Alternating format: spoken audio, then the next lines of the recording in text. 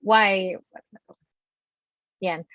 Program director. Kasi program director basically oversees everything.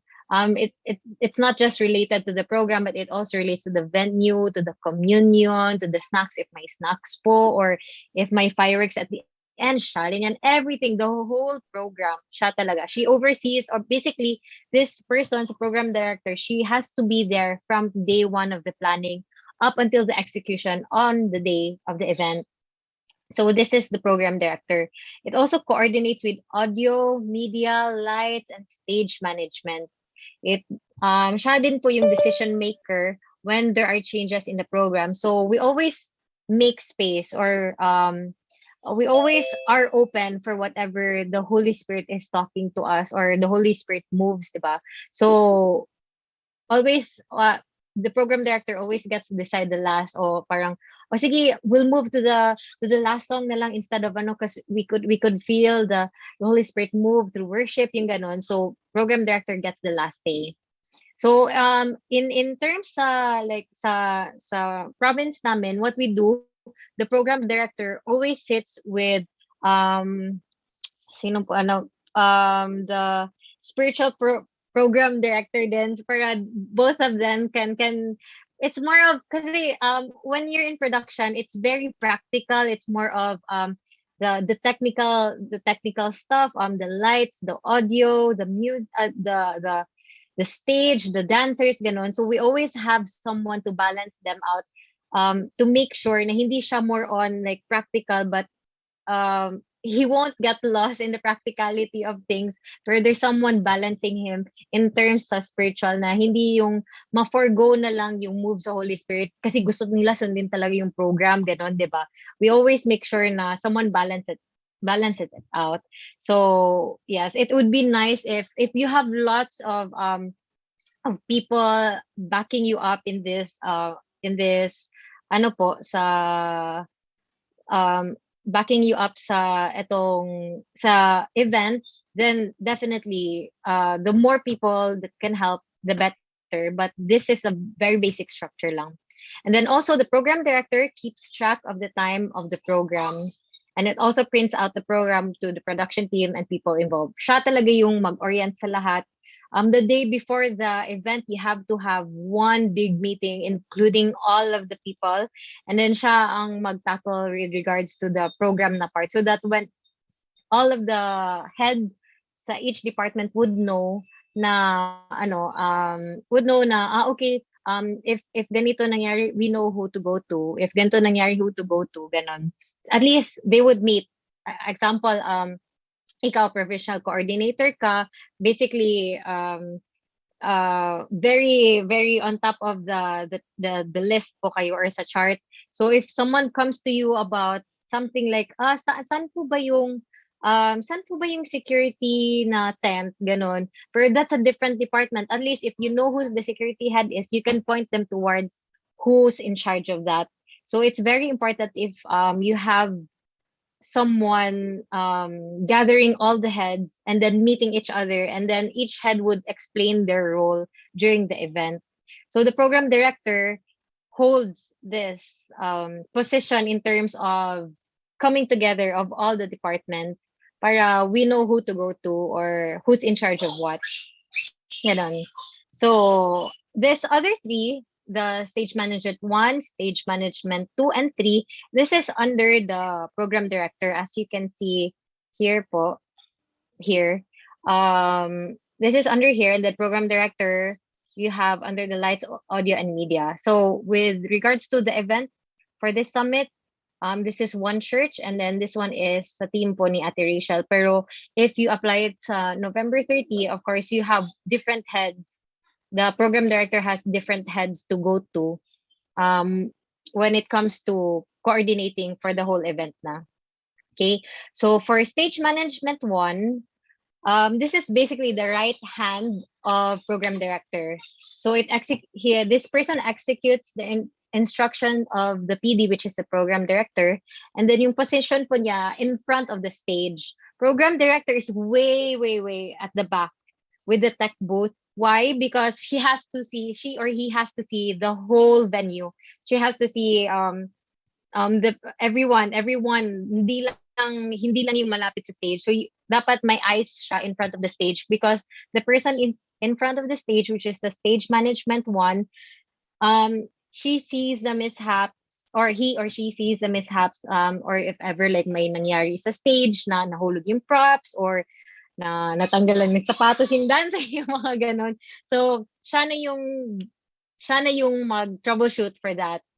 Okay. So for the event, this summit, she's this stage management one is the go-to person of the vision keeper to relay information to the program director. So any changes that the vision keeper wants to relay, kay stage management one po siya maglapit, kasi siya yung pinakamalapit rin, kasi siya yung in front of the stage. Ganun. And then si stage management one, si SM1 is the head of SM2 and 3. Si SM1 then focuses on the program flow. So if program director focuses on everything, si SM1 focuses on the program flow in itself. Okay, so when you say program flow, everyone involved, this person has to make sure that that everyone involved in the program is already queued in time, like when I said 2 steps ahead. So let's say you have shofar blowing, prayer, and then worship. So by the time shofar blowing pa lang, worship team is already ready for queuing towards the stage. Yung ganon. So you 2 steps ahead, 3 steps ahead, always minimum of 2 steps ahead ka talaga, ganon. Okay, so more on sa program flow siya. And then next, this SM1 coordinates and monitors people involved. So she has to make sure, this person has to make sure that they're queued already. But SM1 also has an assistant, which is SM3. So siya po yung mag-follow up kay SM3 na yung person involved, or the team, or the dancers, or whoever are involved are already queued. Para siya, dalawa po yung queued natin. Queued is yung queuing, and queue as in like go, good to go, yung ganon.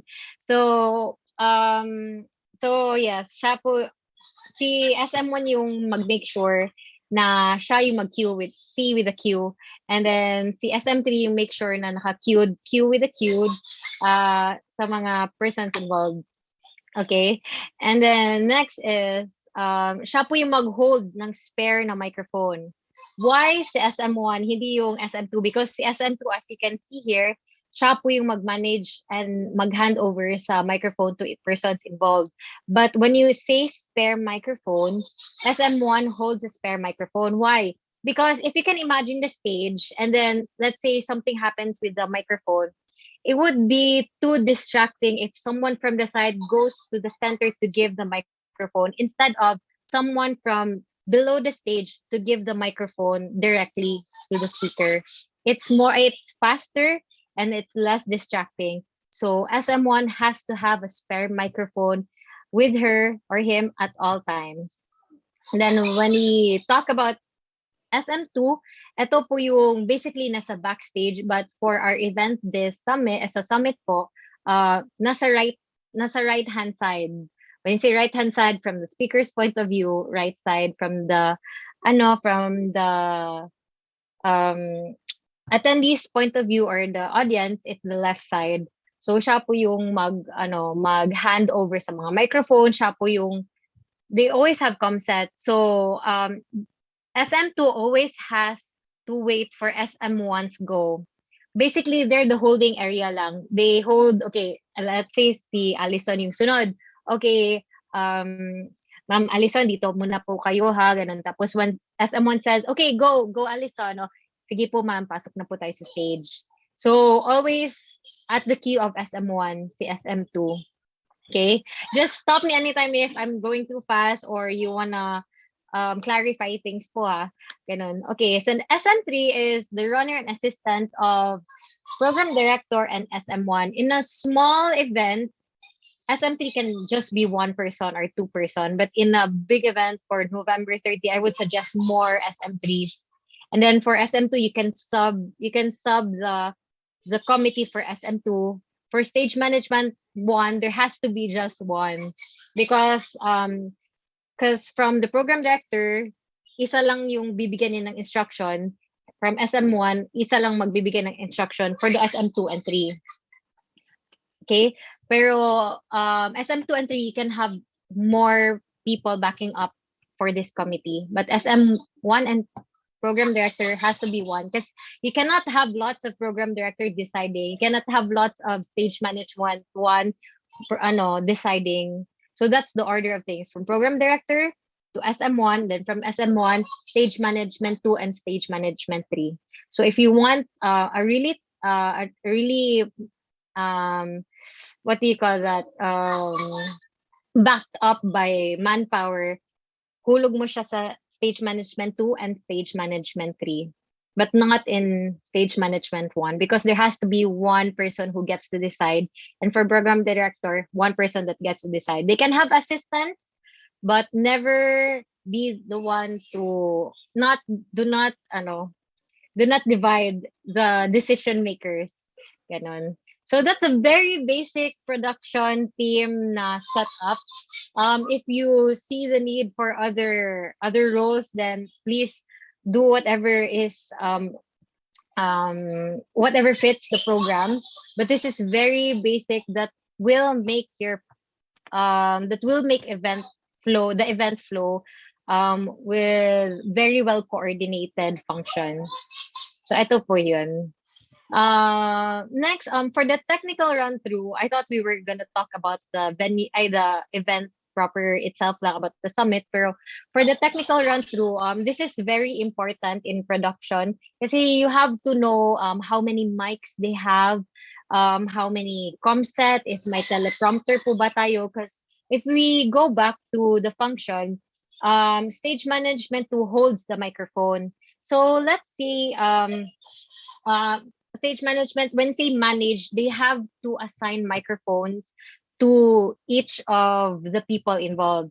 So not talking about the event for this summit, for let's say it's on November 30, you have worship team 1, we have worship team 2, you have worship team 3. So let's say you have 3 segments of worship and each segment has different bands. Ganon. So first band has 5 singers, second band has 10 singers, third band has 7 singers, ganon. And then when you stage management 2 has to be there during rehearsal para she can, or this person can assign microphone towards each singer. Kasi nga in every band there's a worship leader. In every band there's backup singers. So if you give this person let's say worship leader, you're holding microphone 1, okay? And then during practice you're giving worship leader microphone 1, and then the rest of the backup singers microphone 2, 3, 4.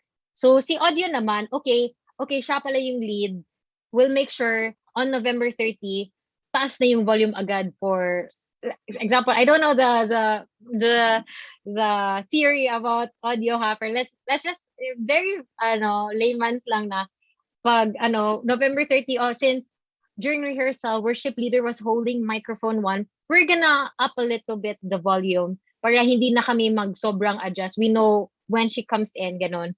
But on November 30, since if SM2 did not manage or did not take note which microphone she or he gave during practice, and then on November 30, he just gives microphone 2. Basta sino lang, kuha lang kayo ng microphone, kung ano lang andyan, available, kayo na bahala, ganon. On November 30, microphone 1 is given to the backup singer. So instead of worship leader 1 having her or his solo during the first part of the worship, sobrang hina na yung boses kasi yung microphone 1 nabigay na sa backup singer. So it's very very very important that SM2 manages this. Hindi lang yung kung ano lang microphone, kayo na bahala, ganon. Kung anong microphone sa rehearsal, siya na may hawak. Kung anong microphone sa November 30, same sa rehearsal. Kasi they have to coordinate with audio na in terms sa kailan siya papasok, na dapat yung volume is up, kailan papasok yung ibang backup singers para yung blending or yung pagbalance sa audio is very very on point, yung ganon. So very important then. That's why I talked about that because you have to have a technical run through. So when you say technical run through, si program director has to be on top of this. Program director connects audio and stage managers. Kasi sila yung stage manager is in custody of the microphone while audio is in charge of the volume and the balancing of yung mga stops na yung mga ganon. So yeah, so you have to have technical run through, and then you have to know how many comms set you have so that you know. Let's say it always happens no sa for Cebu na event. The suppliers always say, "Oh, we have 5 comsets working." Hala, kami excited kami. Okay, at least hindi we don't have to shout. We have 5 comsets. We'll give to the backstage manager. We'll give to the program director. We'll give to SM1. We give to ganon. Sobrang excited. For on the day, dalawa lang yung working. So yung mga ganon. So you have to make sure which one works, which one you have to coordinate with the supplier with regards to this so that on the day at least it's more of execution na lang. Wala na kayong problema. Hala, wala tayong comset. Paano na yan? Paano tayo sisigawan na lang tayo from there. Hindi na yung ganun. Also teleprompters. Teleprompters is the small screen in front of nasa stage so that it says like it can show the lyrics for the worship leaders, just a guide in case they forget. It also flashes if 15 minutes is up or 15 minutes na lang or yung mga ganon. So small details with regards to technical, program director has to make sure this is in place because she or he is on top of this. This is her job to make sure everything is in place for the program to run smoothly. So very important yung technical run through. Next is the program run through.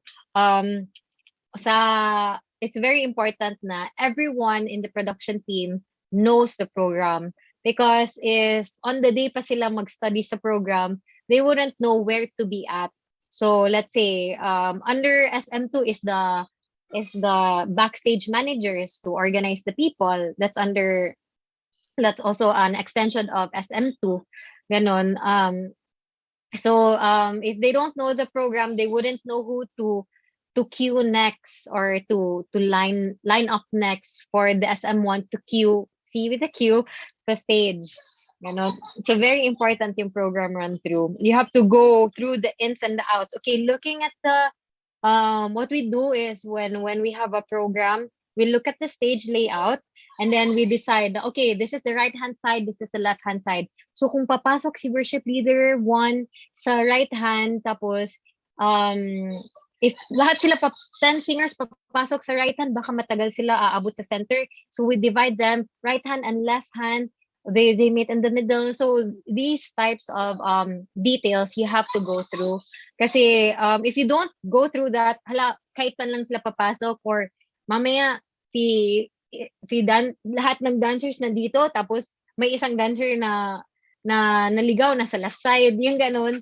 So very important ang program run through, not just like the program in itself but also the ins and the outs of the people. So the dancers when they're done dancing, okay, we decide, okay, exit sila sa left hand because papasok yung ibang dancers sa right hand. Hindi sila magkabanggaan sa in and out. Para at least planado na yung in and out. Yung ganon. So that's part of the program run through. Another one is the lights. When you say program run through, under yun to kay production director, program director. That's why it's very important for all of this department to be in one meeting at all time. Because when they go through program run through, okay, let's say program director presides the meeting, and then okay, so by this time of the program, meron tayong soloist ha. So gusto ko lights out lahat tapos yung may spotlight lang sa etong singer, yung ganon. So if lights is not there, then on the day probably it's just gonna be bright and there's no emphasis on the soloist singer. Yung ganon. So it's very important to coordinate all of these 4 departments in terms of production po lights, audio, and media and stage management. Very important for coordination. Ganon. So, okay. So that's one of the reason why you have to have a program run through. Every bit of details you have to ask before the day of the event. Okay. And everyone in the production team, this one, has to know already the program. They probably memorize if kaya. If you can, memorize it na ganon. Para dire-diretso na, hindi na yung si program director, "Oh, lights, nasaan na yung lights?" Hindi yung gano'n, at least lights can take down, okay, by this time, gano'n, by this time, gano'n. Si audio naman, by this time, total silence. By this time, may track. By this time, um, emphasis on the drums, yung mga gano'n. And then media, of course, the background. There is no color if we don't have the projector or the LED wall. So media is a must. The background, the lyrics, the verses, program director has to make sure to recheck this days before the event proper para hindi yung pag event na ba't ang liit ng font at halos hindi mabasa ganon. Program director has to make sure that fonts are okay, the contrast of the colors from the letters, yung mga ganon. Yes, program director, very important role talaga. Okay. And then from there, we go to the planning for flow of persons involved. So you have to tackle about the stage layout, the backstage layout, and the venue layout. Why? Because at least we always have a map. Kung kailangan may map, if the venue is really big, make a map. So that for the venue layout, just talking about the venue layout, you have to you have to make program director, you have it doesn't I mean when I say program director you have to do this, it doesn't mean ikaw mismo gagawa nito. You can always task someone to do it, but I am pointing this out to you because you're the one who has to make sure this happens because you're the program director. Okay. So program director has to make sure now there's a venue layout. Why? Because based on experience, people coming from wherever goes to the backstage just to ask, saan yung CR? Yung ganon. So ikaw, parang you have other matters to be more concerned of. Parang you have to answer this, and then if you don't know the venue layout, wala, parang hindi mo siya masasagot. So this person will end up asking someone from the production team pa rin. So it's better that everyone knows the venue layout. Okay, if you can see, dun sa may entrance po, may mga tayo, portable CR po tayo doon, or ganon. At least, simple as CR, ganon. Or, let's say, emergency, or may nag-faint, ganon. Then you have a medic team, you have the medic tent. At least you know where to point them. Hindi yung parang, I really don't know. It's just production. Like, I only know the backstage and ganon. It really helps, ganon. Next is backstage layout. Why? There has to be a flow. Hindi yung all cramped up yung ano po yung mga tao like ala etong isang tent, dalawang tent, tatlong tent, ganon. Basta hindi kayo mainitan sa sun, okay na, ganon. No, there has to be a flow para hindi siya yung lahat ng tao nandito, lahat ng tao dito, lahat ng tao dito. There has to be a dressing room, there has to be makeup section, there has to be sa food na section, yung ganon. May mga ano po talaga siya, may flow para everyone gets to do what they have to do while preparing for the event. Okay? For the ano naman po, there are cases, let's say yung summit po, walang backstage layout kasi at the back of the stage it's basically wall na. So we had to put the backstage outside a different room talaga because it was in the hotel. That's still backstage pero there has to be a flow pa rin. There has to be order for that. So that when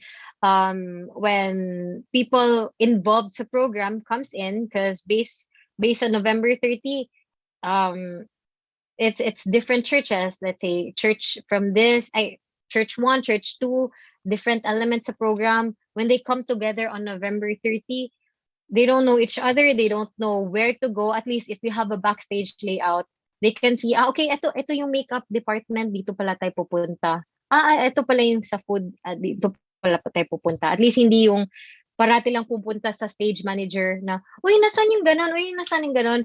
If you can avoid questions being asked on the day, then you have to prepare for it ahead of time so that they can, and make sure it can be understandable din po. The next is the stage layout. Why? Because so that they know ang limits sa stage nila. Stage layout has to be given to everyone involved in the program, especially for dancers. Kasi mamaya yung yung arrangement nila sa dance rectangle, tapos yung stage, let's say like pag ganun pag ganun yung formation nila, tapos yung layout sa stage letter V pala, wala na, 'di ba? Sira na yung whole formation nila. So it's very important that you decide the stage layout way before they start the practicing. So program director, you can assign dance department for this, and then this dance head or choreography head can be the one to delegate to the other people involved or dancers involved towards their own choreographers sa stage layout nila. Ganun, para it's very important for the program director to make a chart for her or himself para may order of things, hindi lahat diretso kay program director. They're heads to different departments. So so it's very important na yung planning sa flow for persons involved. I'll be pulling out, I'll look for it yung an example of how we do the backstage layout and the venue layout and everything later on, while si Allison will be going through the program para you have an idea on how it should look like. It's just an idea, it's just a suggestion. You can always do whatever fits your production team, but this is just a suggestion po. Ganon. Next is, yes, communication is the key. Very important talaga yung communication, because without communication, magkakagulo talaga. Like, on the day, it's gonna be like, ay, akala namin ganito, wala. It's better to over-communicate, making sure na, oh, are you aware na po ba? Ganon, this is the updated program, this is the updated layout sa stage because nagka-problema po yung soil sa venue, yung mga ganon. It's very important to always communicate every change of the program to every department. That's why what we do here is we have a meeting days. I mean, what we suggest that we do is that we have a meeting days before, like 3 days before the November 30, para ano man yung changes galing sa mga planning na phase, we can still communicate, and then they would know where to fit or what changes they need to do in their own department. Ganon. So yes, that's a very basic structure for the production team. Wait lang po. Ano ba to? Yes. Yes. Yan po yung very basic sa production team, and then yes. Yun lang po, Pastor John. May questions or concerns? Pastor June, do you need a copy, no? Sige. What copy I-provide na lang natin want to sila give? nung copy, but at least Pahingi po.